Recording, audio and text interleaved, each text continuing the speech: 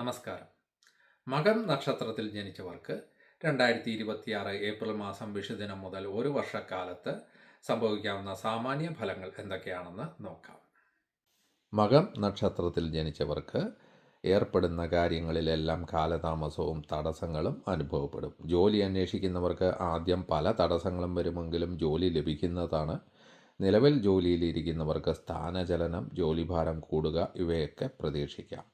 ധാരാളം യാത്രകൾ വേണ്ടിവരും. ആരോഗ്യകാര്യങ്ങളിലൊക്കെ പ്രത്യേകം ശ്രദ്ധയും കരുതലും വേണ്ടുന്ന സമയമാണ്. ബന്ധുജനങ്ങൾ പലപ്പോഴും വിചാരിക്കുന്ന രീതിയിൽ സഹകരിക്കുകയില്ല.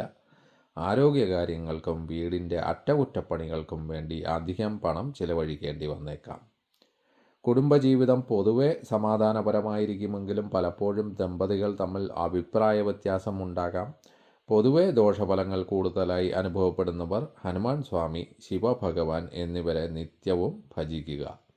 നവഗ്രഹ ക്ഷേത്രങ്ങളിൽ ദർശനം നടത്തുക.